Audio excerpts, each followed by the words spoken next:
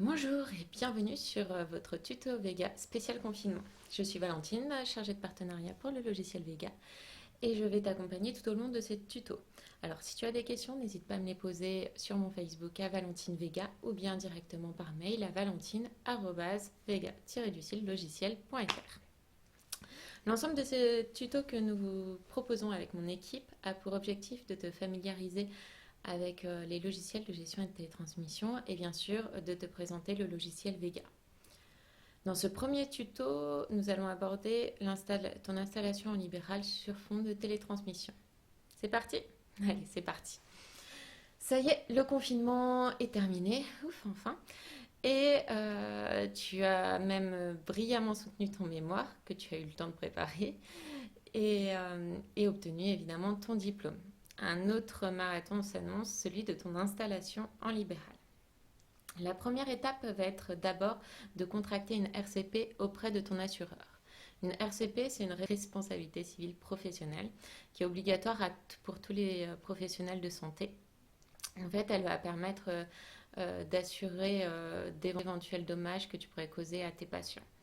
C'est avec cette RCP et ton diplôme que tu vas passer à l'étape numéro 2, c'est-à-dire l'inscription auprès de l'ARS, l'Agence régionale de santé. Alors, à quoi va servir ton inscription à l'ARS? Dans un premier temps, l'ARS va te fournir un numéro ADELI, automatisation des listes, qui est un numéro d'identification en tant que professionnel de santé. Il commence par ton numéro de département. Donc, si tu changes de région, tu changes aussi de numéro ADELI. C'est grâce à ce numéro que les autres professionnels de santé et autres organismes de santé pourront te reconnaître. L'ARS va aussi envoyer ta commande de CPS, qui est la carte professionnelle de santé. Cette carte professionnelle de santé va te permettre de facturer car ça va être ta signature électronique. Elle va remplacer une signature papier, tout simplement. Donc tu pourras demander en fonction de tes projets, soit une carte CPS remplaçant, soit une carte CPS titulaire. Si par exemple tu as le projet à la fois de travailler à ton compte et à la fois de faire des remplacements, tu auras une carte CPS titulaire directement. Alors à savoir, et j'insiste dessus, une carte CPS est strictement personnelle, c'est-à-dire que si tu te fais remplacer, tu n'as pas le droit de laisser ta carte CPS au remplaçant. Le remplaçant devra facturer via des feuilles de soins papier s'il n'a pas de carte CPS remplaçant. Et pareil, toi, en tant que remplaçant, tu n'utilises pas la carte CPS de ton titulaire. C'est usage de faux. Ensuite, nous allons passer à l'étape numéro 3, qui est l'enregistrement auprès de la CPRM. Alors, ta caisse va déjà t'enregistrer, elle, au registre national des professionnels de santé. Elle va valider ta commande de ta CPS, te fournir des feuilles de soins papier en attendant ta carte CPS, comme ça tu pourras commencer à facturer, et te proposer une assurance volontaire AT-MP, accident du travail, maladie professionnelle. Alors c'est une assurance qui n'est pas obligatoire mais qui est fortement recommandée, c'est-à-dire qu'elle va te couvrir en cas d'accident du travail ou de maladie professionnelle comme son nom l'indique. L'objectif est vraiment de te protéger dans le cadre de ton activité libérale, contrairement à la RCP qui est d'assurer tes patients. C'est aussi auprès de la CPM que d'un point de vue personnel, en fait, tu vas passer de ton régime de sécurité sociale actuel au régime de sécurité sociale des PAMC, professionnels et auxiliaires médicaux conventionnés. Est-ce que ça va pour le moment? Donc après la CPM, on a l'URSSAF, l'Union de recouvrement de la sécurité sociale et des allocations familiales.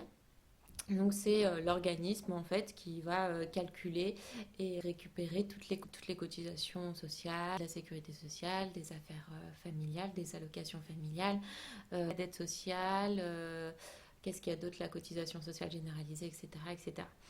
Donc tu vas lui donner des sous, beaucoup.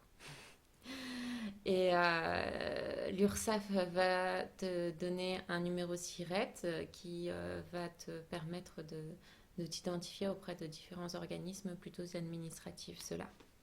L'immatriculation à l'URSSAF se fait dans les 8 jours après le début de ton activité. Il y a certaines CPAM, c'est pas encore généralisé, donc vérifie bien auprès de ta CPAM, qui en fait déclenche ces déclarations auprès de l'URSSAF et auprès de la Carpinco. Et oui, évidemment, l'étape numéro 6, non, le numéro 5, je me trompe, c'est l'enregistrement auprès de ta caisse de gestion des retraites et des indemnités d'invalidité et de décès, qui est la CARPINCO. C'est obligatoire et tu dois cotiser pour obtenir une base de retraite, en tout cas. Peut-être pas ta retraite entière, mais une base de retraite. Donc tu as un mois pour t'inscrire, pour t'enregistrer après le début de ton activité. Alors, un petit conseil, les premiers salaires, c'est génial, mais tu es en libéral, euh, donc n'oublie pas de garder 50% de tes revenus pour après payer à la fois tes frais fixes et aussi tous ces organismes. Nous arrivons à l'étape numéro 6, qui est l'adhésion à une AGA, Association de gestion agréée. Ce n'est pas obligatoire, mais c'est fortement recommandé. Pourquoi? Parce que si tu ne fais pas partie d'une AGA, tu n'as pas l'exonération de la majoration des impôts. C'est-à-dire, je vais y arriver, sans association de gestion agréée, tes impôts ne seront pas, si tu gagnes 20 000, ne seront pas calculés sur ces 20 000 euros, mais sur ces 20 000 euros plus 25% de ces 20 000 euros, c'est-à-dire sur 25 000. Ce qui est injuste, on est d'accord. L'AGA a aussi un rôle de conseil et de t'aider dans ta comptabilité, donc c'est une bonne chose.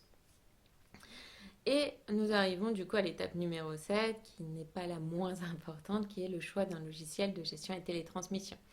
Je ne vais pas plus loin pour l'instant, à savoir qu'il doit être agréé par le CNDA, qui est le Centre national des dépôts et d'agréments.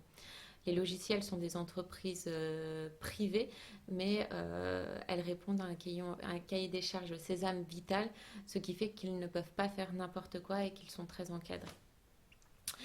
Et ce qui nous arrive à l'étape numéro 8, attention, c'est la dernière mais pas la moindre, qui est, comme tu vas en fait manipuler des données informatiques, des données sensibles, les données de tes patients, donc via par exemple ton logiciel de gestion et de télétransmission, tu vas devoir te mettre en conformité avec le RGPD, qui est le Règlement général de protection des données. Alors pour cela, tu dois dans un premier temps t'enregistrer à la CNIL, Commission nationale informatique et liberté. Ça se fait sur Internet, c'est assez facile. Et ensuite, tu dois respecter 3 principaux axes. Le premier qui va être l'information à tes patients. Alors, par exemple, ça peut être une affiche dans ta salle d'attente. Tu dois les informer sur 2 points, c'est-à-dire que tu as des données informatiques sur eux, qu'ils ont le droit de regard sur ces données informatiques.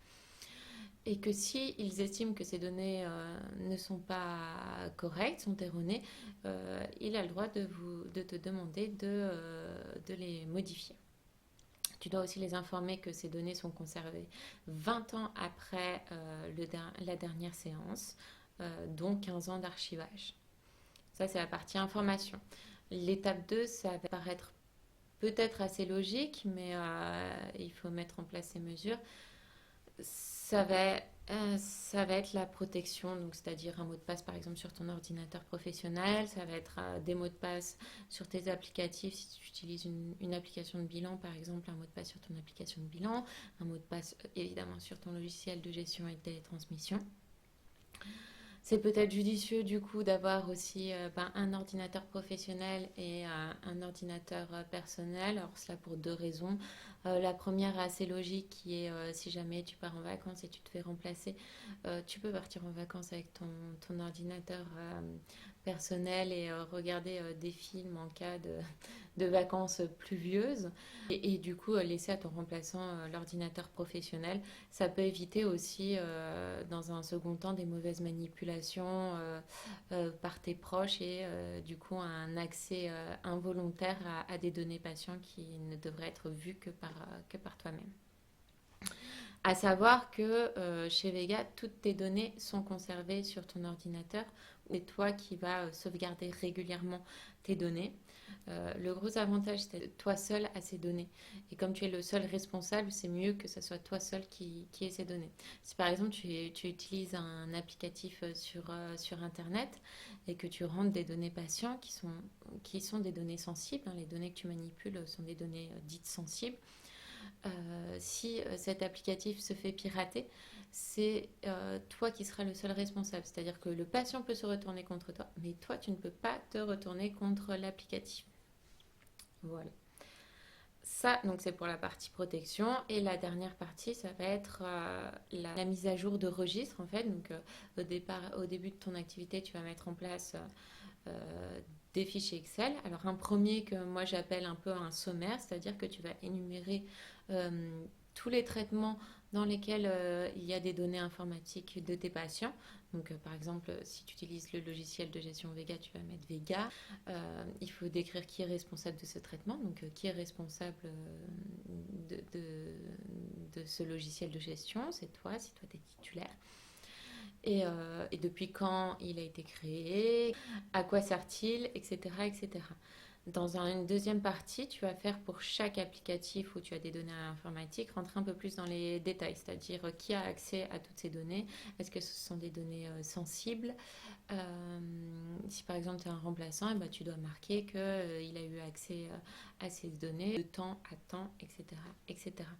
Ces fichiers Excel sont à conserver, bien sûr à mettre à jour, voilà, mais une fois que vous êtes installé, le plus gros effet, hein, et à garder en cas de contrôle. Voilà, voilà pour ce premier tuto. J'espère que je ne vous ai pas perdu, que j'étais assez claire. Dans le prochain tuto, nous allons nous centrer un peu plus sur les logiciels de gestion et télétransmission, avec toutes les logiques des logiciels, voir un peu le jargon logiciel et les différentes aides mises en place par les CPM pour vous pousser à vous informatiser. Si tu as des questions, n'oublie pas Valentine Vega ou valentine-vega-logiciel.fr et à bientôt.